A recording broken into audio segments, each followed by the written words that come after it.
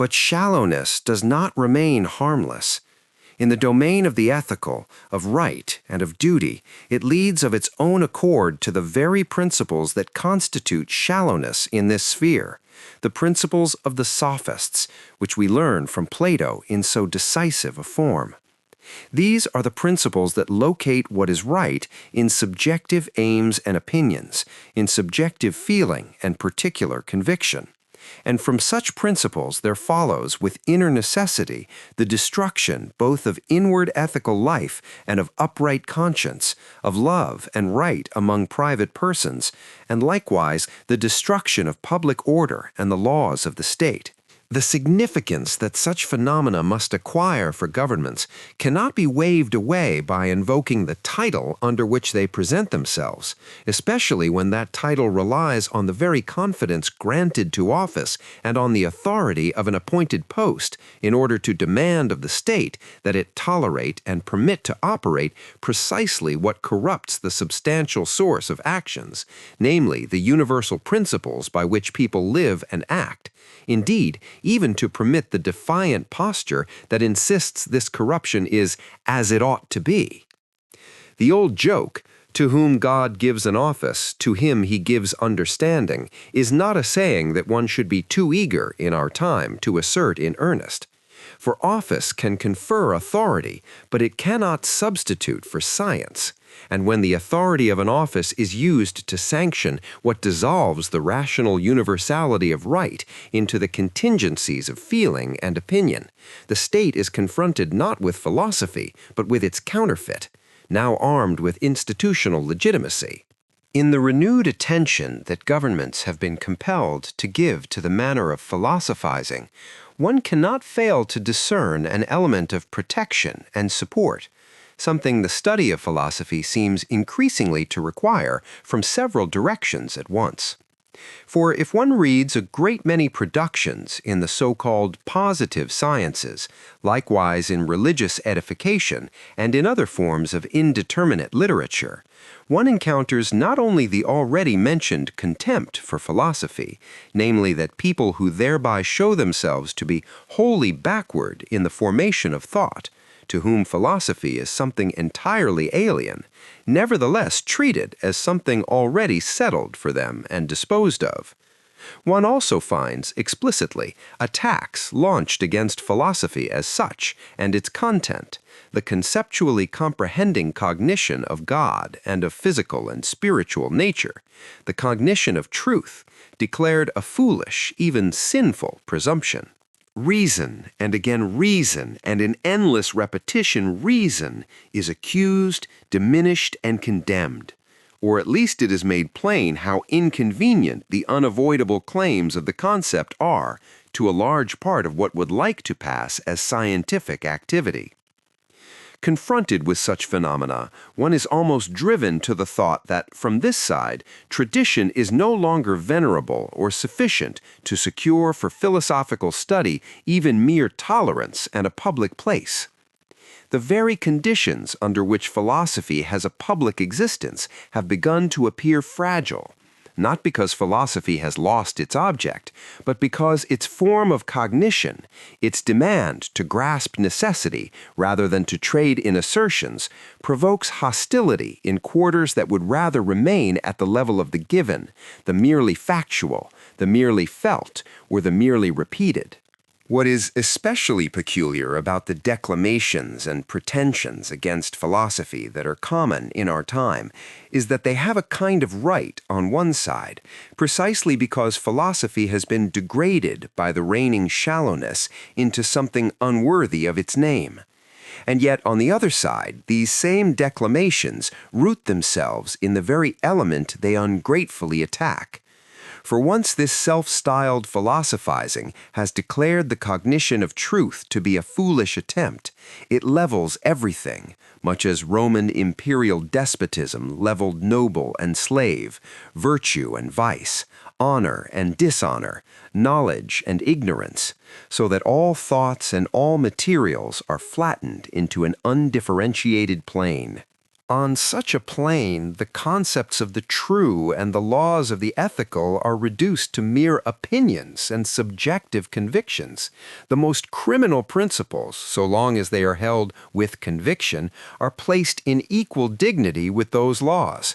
And likewise, the most barren and particular objects and the most straw-like matters are elevated to the same rank as what constitutes the interest of all thinking human beings and the very bonds of the ethical world. The result is not intellectual modesty, but an inflation of arbitrariness. The refusal of objective criteria presents itself as liberation, and the dissolution of rational distinctions presents itself as profundity.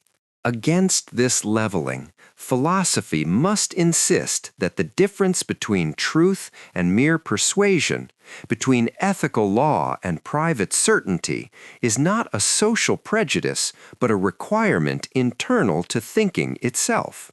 Because without the binding authority of the concept, everything that claims dignity can be made equivalent to everything else, and the ethical world is left without articulable bonds.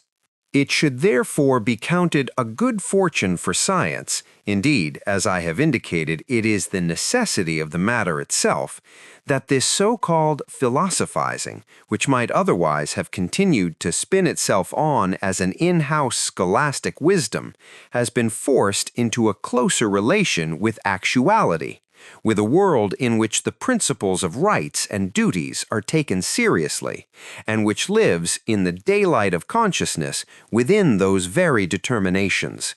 In that way it has entered public use. Yet it is precisely this relation of philosophy to actuality that occasions the characteristic misunderstandings, and so I return to what I noted earlier. Because philosophy is the inquiry into the rational, it is for that very reason the grasp of what is present and actual, not the erection of some beyond that ought to be somewhere God knows where, or, more truthfully, that exists only in the error of one-sided and empty ratiocination. From this follows that even Plato's Republic, which so often serves as the proverb for an empty ideal, essentially seized nothing other than the nature of Greek ethical life. And when Plato became conscious of a deeper principle breaking into that ethical world, one that could appear within it in its immediate form only as an unsatisfied longing, and therefore as corruption, he had to seek from within that very longing a remedy against the corruption. But since that remedy had to come from above, he could initially look for it only in a particular external form of Greek ethical life itself, through which he devised a way to overcome the disorder. And in doing so, he most deeply injured the very deeper drive at work there, the free, infinite personality. Yet precisely by this, Plato proved himself a great spirit. The principle around which the distinctive character of his idea turns is the hinge around which the impending world historical transformation, in fact, turned.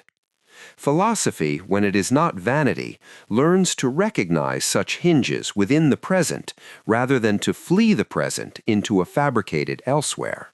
What is rational is actual, and what is actual is rational. This conviction belongs to every unprejudiced consciousness, no less than to philosophy. And it is from this conviction that philosophy proceeds in considering the spiritual universe, just as it does in considering nature. If reflection, feeling, or whatever shape subjective consciousness takes, declares the present to be something empty and null, and imagines it knows better by going beyond it, then it is itself caught in emptiness. For it has reality only in the present, and so it becomes nothing but vanity. Conversely, if the idea is taken to be merely an idea in the thin sense of a private representation lodged in opinion, philosophy grants the contrary insight. Nothing is actual except the idea. The task, then, is to recognize within the seeming of the temporal and the passing the substance that is immanent and the eternal that is present, not to invent an ideal elsewhere, but to learn to see the enduring within what appears to be merely transient.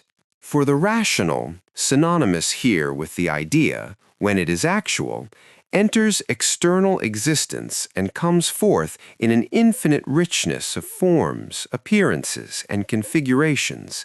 It surrounds its kernel with a variegated rind in which consciousness initially dwells. Only the concept penetrates this rind in order to find the inner pulse and to feel it still beating within the external shapes. But the infinitely manifold relations that form themselves in this externality, this immense material and its regulation, are not the object of philosophy. If philosophy were to immerse itself in such matters, it would meddle in what does not concern it. It can spare itself the business of offering good advice on them. Plato could have omitted recommending to nurses that they should never stand still with children, but always rock them in their arms. Fichte could have refrained from constructing the perfection of passport policing to the point that, as it was said, the portrait of the suspect should be painted into the passport alongside the description. In such productions, no trace of philosophy remains, and philosophy can all the more leave such ultra-wisdom alone, since it ought to show itself most liberal precisely toward this endless mass of particular concerns. In this way, science shows itself at the farthest remove from the hatred that the vanity of better knowing directs at a multitude of circumstances and institutions, a hatred in which pettiness most delights itself, because only by hating does it come to a sense of its own importance. Accordingly, insofar as this work contains a science of the state, it intends to be nothing other than an attempt to comprehend and present the state as something rational in itself. Precisely as a philosophical writing, it must be as far removed as possible from the ambition to construct a state as it ought to be. Whatever instruction may lie in it cannot be directed toward lecturing the state about how it should be, but rather toward showing how the state, this ethical universe, ought to be recognized. The task of philosophy is to grasp what is, because what is reason. And as for the individual, each is, in any case, a child of their time. Philosophy is no exception. It is its time comprehended in thought. It is as foolish to imagine that any philosophy can leap beyond its present world as it would be to imagine that an individual can jump over their time, can jump over roads. If a theory really does claim to go beyond, to build a world as it ought to be, such a world may indeed exist, but only as opinion, a soft element into which anything whatsoever can be fantasized. One might even say, with a slight shift in the proverb's accent, here is the rose, here dance, here is what is given to be recognized, not an elsewhere to be invented. What stands between reason as self-conscious spirit and reason as existing actuality, what separates the former from the latter and prevents it from finding satisfaction in the latter, is the constraint of some abstraction that has not been liberated into the concept. The dissatisfaction that declares the present void is often not the expression of a higher rationality, but the symptom of being bound to a one-sided universal, an empty ought, a fixed standpoint that refuses to let itself be concretized. To be free into the concept is not to abandon universality, but to let universality become determinate, to let it dwell in the actuality it itself generates and sustains. To recognize reason as the rose in the cross of the present, and thereby to rejoice in the present, not in the sense of complacency, but in the sense of intelligible affirmation, is the rational insight that constitutes reconciliation with actuality. Philosophy offers this reconciliation to those upon whom the inner demand has once fallen, to comprehend and to preserve within what is substantial the freedom of the subject, just as it preserves within subjective freedom not a stance in what is particular and accidental, but a standing within what is in and for itself. Reconciliation, so understood, is not the silencing of critique, but the elevation of critique into knowledge, the point at which freedom no longer seeks its proof in mere opposition, and instead finds itself at home in the rationality of the actual. This also supplies the more concrete sense of what was earlier characterized, in a more abstract way, as the unity of form and content. For form, in its most concrete significance, is reason as conceptually comprehending cognition, and content is reason as the substantial essence of ethical and natural actuality. The conscious identity of the two is the philosophical idea. There is, to be sure, a kind of obstinacy, an obstinacy that does the human being honor, in refusing to acknowledge, in one's disposition and commitments, anything that cannot be justified through thought. This principled insistence is characteristic of the modern age, and in its distinctive shape, it is the proper principle of Protestantism. What Luther initiated as faith in feeling and in the testimony of spirit is the same movement that the further ripened spirit strives to grasp in the concept, to liberate itself within the present and thereby to find itself in the present, not by surrendering to it, but by comprehending it as the site where truth must be actual. Hence the celebrated remark that a half philosophy leads away from God, where half names precisely that posture that reduces knowing to mere approximation to truth, a perpetual almost, neither fully committed to the necessity of the concept, nor content to remain in immediacy, whereas true philosophy leads to God. The same holds with the state. Reason does not satisfy itself with approximation, which is neither cold nor warm and is therefore spewed out. It also does not satisfy itself with the cold despair that concedes that within this temporality things may go badly, or at best tolerably, yet insists that nothing better is to be had within it, and that peace with actuality is therefore only a matter of resignation. The peace that knowledge provides is of a different sort, warmer, because it is not the numbness of surrender, but the reconciliation of intelligibility. To know the rationality of the ethical world is not to declare every existing arrangement justified as it stands. It is to grasp the substantial principles by which the ethical world is what it is, to see where actuality expresses those principles and where it falls short of them, and to hold oneself within the present, neither as a captive nor as a mere negator, but as a participant in a rational order that can be comprehended. In that way, the unity of form and content ceases to be a slogan and becomes a lived standpoint. Reason recognizes itself in its object, and the object appears not as brute fact, but as the articulated presence of the idea. To add one more word about the business of teaching the world how it ought to be, philosophy, in any case, always comes too late. As the thought of the world, it appears only in time, after actuality has completed its formative process and made itself ready. What the concept teaches here, history necessarily shows as well.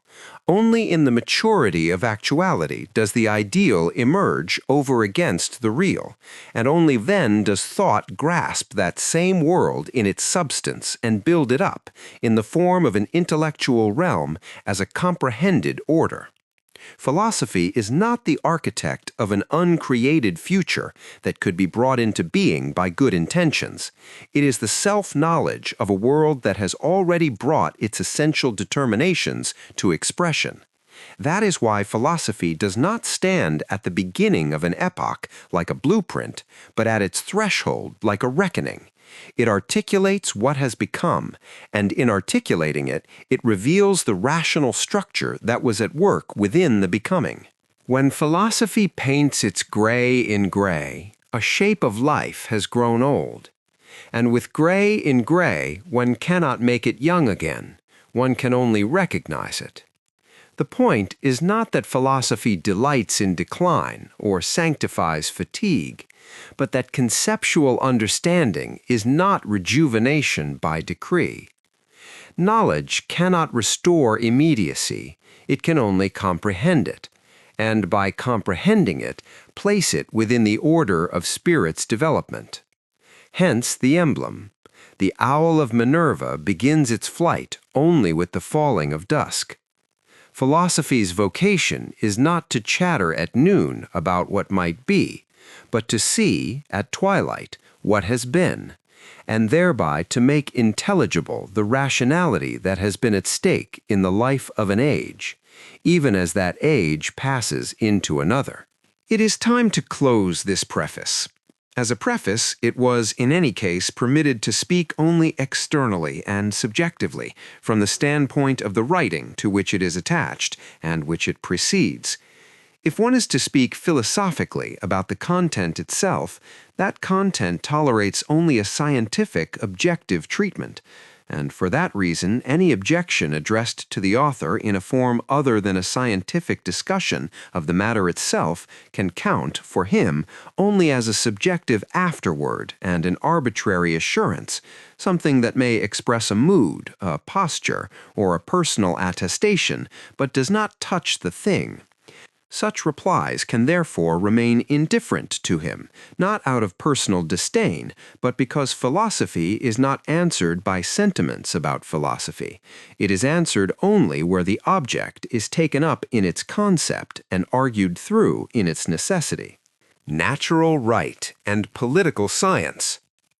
The philosophical science of right takes as its object the idea of right, the concept of right, and right's actualization.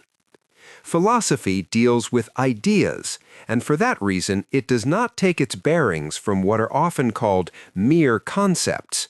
On the contrary, it exposes the one-sidedness and untruth of such abstractions. For the concept, in the strict sense, not in the loose way the word is commonly used to mean only an abstract determination of the understanding, alone has actuality, and it has it in such a way that it gives actuality to itself. Whatever is not actuality posited by the concept itself is only transient existence, external contingency, opinion, insubstantial appearance, untruth, deception, and the like. At the same time, the concept is not to be imagined as a bare inner rule hovering behind what happens to exist. In actualizing itself, the concept gives itself a determinate shape, and this shape is not an optional add-on, but an essential moment of the idea. The idea is not the concept without reality, nor reality without the concept, but the unity in which the concept's self-positing actuality and its determinate configuration belong together.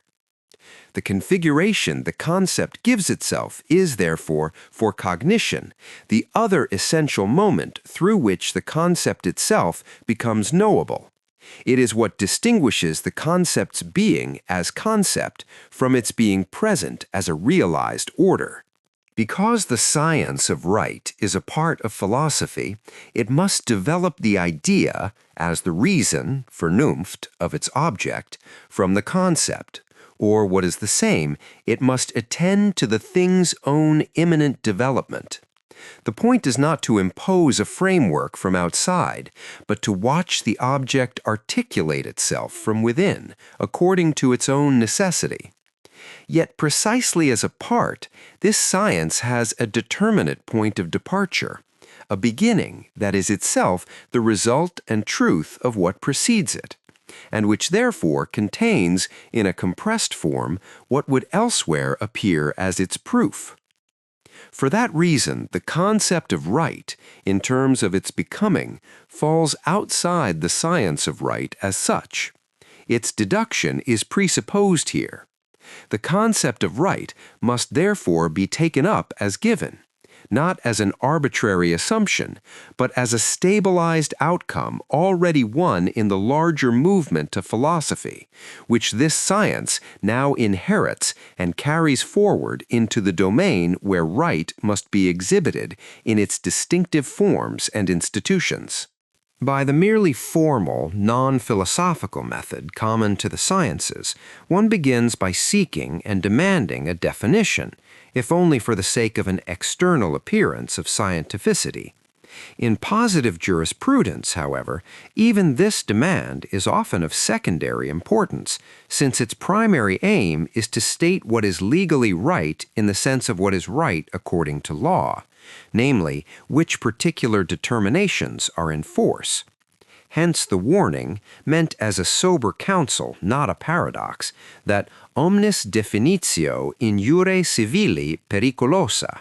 Every definition in civil law is dangerous. And in fact, the more disconnected and internally contradictory the determinations of a legal order are, the less possible definitions become within it.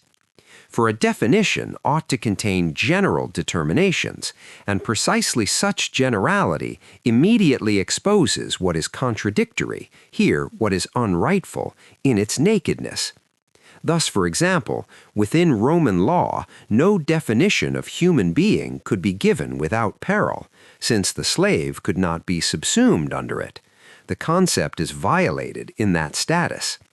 Likewise, a definition of property and proprietor would prove perilous when brought to bear upon many existing relations. In such contexts, definitions are not merely difficult. They function like a spotlight that reveals an implicit injustice by forcing the legal order to state its own universal claims. When definitions are nevertheless attempted in this formal mode, their deduction is often drawn from etymology, or more typically from abstraction out of particular cases, while taking the feelings and representations, Vorstellungen, of people as the ground. The correctness of the definition is then placed in its agreement with prevailing representations.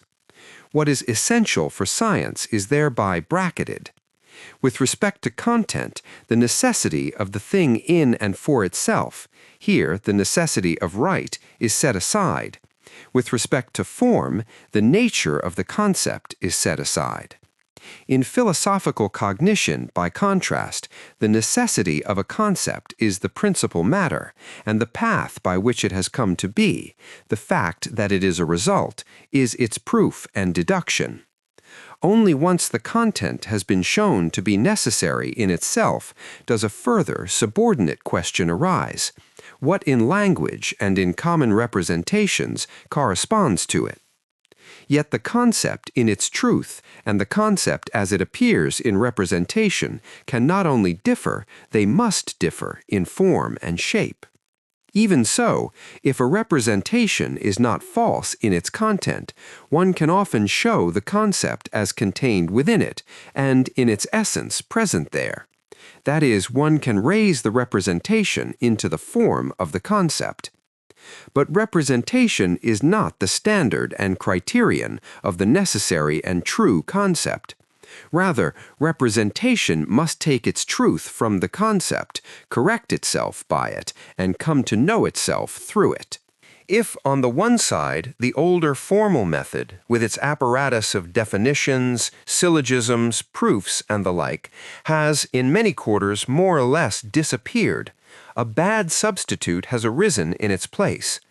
This substitute is the manner of immediately taking up and asserting ideas in general, including the idea of right and its further determinations, as mere facts of consciousness, and then making natural or intensified feeling, one's own breast, and enthusiasm into the source of right. If this method is the most convenient of all, it is at the same time the least philosophical, leaving aside other aspects of this view that concern not only knowing, but immediately action. For while the first, merely formal method at least still demands the form of the concept in the definition and, in proof, the form of a necessity of cognition, the method of immediate consciousness and feeling elevates subjectivity, contingency, and arbitrariness, Willkür, of knowing into a principle. What the scientific procedure of philosophy consists in is presupposed here from philosophical logic. The method is not an optional technique, but the immanent movement by which the concept establishes its necessity and thereby gives right its proper form. The non-philosophical, merely formal method that prevails in many sciences begins by demanding a definition, if only to satisfy an external appearance of scientific procedure.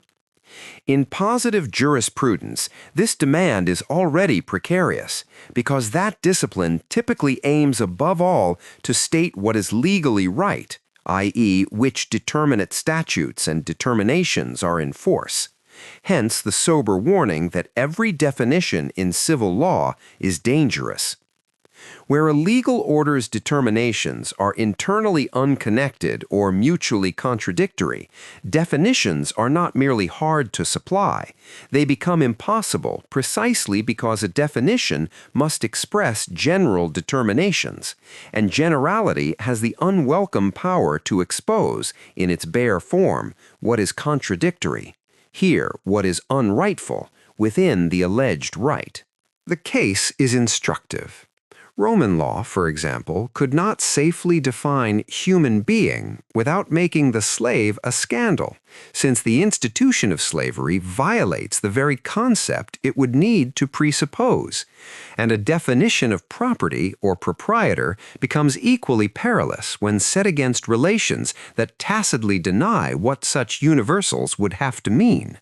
In the same formal spirit, the deduction of a definition is then often sought in etymology, or in an abstraction from cases that takes people's feelings and representations, Vorstellungen, as its ground. Correctness is measured by agreement with prevailing representations. Yet, by doing this, one pushes aside what is scientifically essential. With respect to content, the necessity of the matter in and for itself, here the necessity of right. With respect to form, the nature of the concept, Begriff. Philosophical cognition inverts the priority. The chief task is the necessity of the concept, and the path by which it has come to be, its character as a result, is its proof and deduction. Only once the concept has been established in its own necessity does the secondary task arise of surveying what in language and representation corresponds to it. And since the concept in its truth and the concept as it lives in representation must differ in form and shape, representation cannot be the criterion of the true concept. At best, where representation is not false in content, it can be raised into the form of the concept by showing the concept at work within it. The concept is the measure. Representation must receive its truth from it, correct itself by it, and come to know itself through it. If the older formalism of definitions and syllogisms has partly withered away, its replacement has often been worse. The practice of immediately asserting ideas, including the idea of right and its determinations, as mere facts of consciousness, and then elevating natural or intensified feeling, one's own breast, and enthusiasm into the source of right. This is the most convenient method, and, for that very reason, the least philosophical. It makes subjectivity, contingency, and arbitrariness, Willkür, into the principle of knowing. What counts as philosophical method must therefore be presupposed from logic. Philosophy proceeds only where the concept demonstrates its own necessity, rather than where immediacy proclaims itself authoritative. Right is positive in general first by its form. It is valid in a state, and this legal authority is the principle for knowing it within positive jurisprudence. But right also bears positivity in its content. It is marked by the national character of a people, the stage of its historical development, and the web of relations bound up with natural necessity. It is marked further by the need for any system of statutory right to apply the universal concept to the particular configuration of objects and cases given from without, an operation that is no longer speculative development of the concept, but an act of subsumption by the understanding, Verstand.